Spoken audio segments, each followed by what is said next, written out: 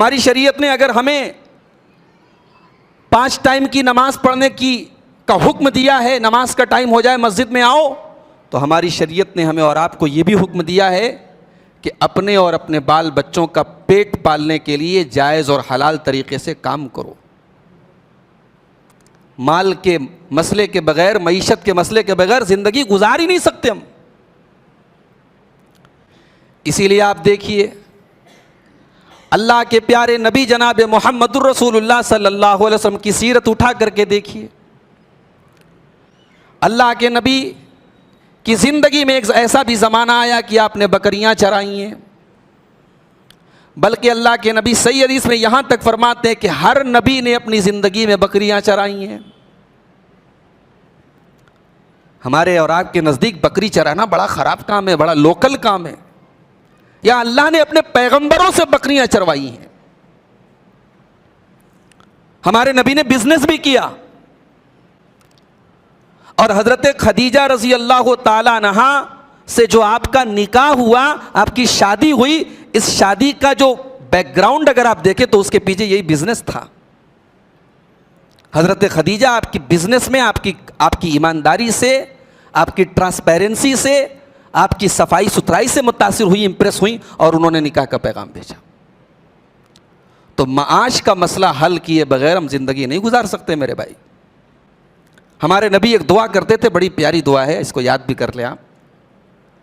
اللہم اصلح لی دینی الذی هو عصمت امری، اے اللہ تو میرے دین کے معاملے کو درست کر دے، اس لیے کہ میری نجات کی بنیاد اسی دین کے اوپر ہے۔ جب تک میرا دین درست نہیں ہوگا میری نجات نہیں ہو سکتی۔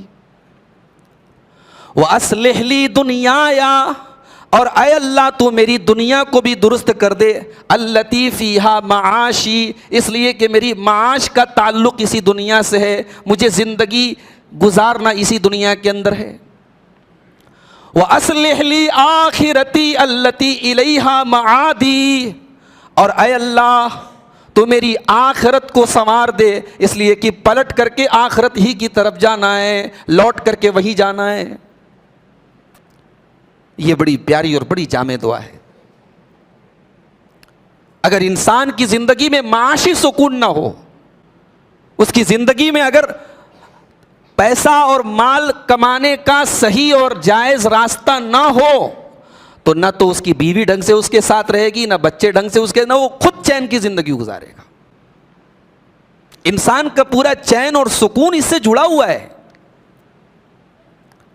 2 بڑی نعمتیں ہیں دنیا کے اندر، ایک معاشی سکون اور ایک امن و سلامتی والا سکون۔ اگر یہ 2 سکون سوسائٹی کے اندر ہے تو سمجھو کہ سماج اور سوسائٹی کے اندر سکون ہے، ورنہ سوسائٹی کے اندر سکون نہیں پیدا ہو سکتا۔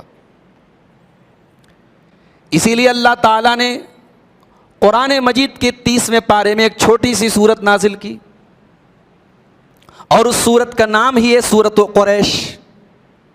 اس میں قریش کو یہ یاد دلایا گیا کہ اے قریش کے کافرو، اے قریش کے مشرکو، اللہ تبارک و تعالیٰ نے تم کو 2 عظیم نعمتیں دی ہیں۔ پورے عرب میں ڈاکو ڈاکہ ڈالتے ہیں، مگر تمہارے مکہ کے اندر کسی کی مجال نہیں کہ ڈاکہ ڈال دے، چوری کر دے۔ تم چین سے رہتے ہو، چوروں کا ڈر نہیں ہے، ڈاکوؤں کا ڈر نہیں ہے۔ اور دوسرا، تم ہر سال گرمی اور جاڑے میں تم اپنا قافلہ، تجارت کا قافلہ لے کر کے، بزنس کا قافلہ لے کر کے تم نکلتے ہو۔ جاڑے میں تم یمن کی طرف جاتے ہو، گرمی میں تم شام کی طرف جاتے ہو۔ لِإِيلَافِ قُرَيْشٍ إِيلَافِهِمْ رِحْلَةَ الشِّتَاءِ وَالصَّيْفِ، اے قریش کے لوگوں ذرا یاد کرو، اللہ تعالیٰ نے تم کو جاڑے اور گرمی میں آرام سے بزنس کا سفر کرنے کی، بزنس کے ٹرپ کرنے کی اللہ تعالیٰ نے تم کو سہولت دی ہے۔ فَلْيَعْبُدُوا رَبَّ هَذَا الْبَيْتِ، ذرا سوچو کہ یہ اتنا بڑا تم کو مقام اللہ نے دیا، اتنا بڑا تم کو سکون اللہ نے دیا، یہ سکون تمہیں اللہ نے اس خانہ کعبہ کی وجہ سے دیا ہے، تو اس خانہ کعبہ کا جو رب ہے اس اللہ کی تم عبادت کرو۔ الذی اطعمہم من جوع وآمنہم من خوف، اس نے تمہیں بھوکا نہیں رکھا، اور اس نے تمہیں ہر قسم کے خوف سے آزادی دی، خوف سے نجات دی۔ تم پیٹ بھر کے کھانا کھا رہے ہو، چین سے کھا رہے ہو، اور آرام سے زندگی گزار رہے ہو. یہ دو نعمتیں تمہارے پاس ہیں, اس لیے اے قریش کے لوگوں تم اللہ کا شکر ادا کرو. کورونا وائرس کی وجہ سے ہمارے ملک میں جو لاک ڈاؤن ہوا میرے بھائی, اور اس لاک ڈاؤن نے پورے ملک کی جو معیشت تھی, جو اکانومی تھی, اس کو جس طریقے سے پیچھے کیا, اور کتنے بیچارے جو غریب طبقے کے لوگ تھے, مزدور تھے, ان کے گھروں میں یعنی فاقے کی نوبت آ گئی. ان حالات نے ہمیں اور آپ کو یہ سوچنے پر مجبور کر دیا کہ معاشی اطمینان اور سکون کتنی بڑی نعمت ہے. اگر کووڈ کے اس ماحول میں آپ چین سے اپنے بچوں کے ساتھ 2 ٹائم کی روٹی کھا رہے تھے میرے بھائیوں, تو آپ اللہ کا شکر ادا کریں. بے شمار ایسے لوگ تھے جو بیچارے در در کی ٹھوکریں کھا رہے تھے. اگر آدمی کو اپنے گھر میں چین سے 2 ٹائم کا کھانا ملے, اپنے بچوں کے ساتھ سکون سے رہے, تو یہ سب سے بڑی نعمت ہے اس دنیا کی. اللہ کے پیارے نبی صلی اللہ علیہ وسلم فرماتے ہیں, ترمذی کی صحیح روایت ہے, من اصبح منکم آمنا فی سربہ معافا فی جسدہ عندہ قوت یومہ.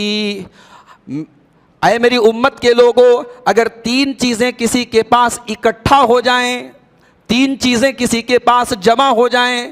پہلی چیز آمنا فی سربہ, وہ اپنے گھر میں امن کے ساتھ ہو, شانتی کے ساتھ ہو, اسے گولے اور بارود کا ڈر نہ ہو. کشمیر کتنی خوبصورت جگہ ہے, دنیا کی جنت کہا جاتا ہے.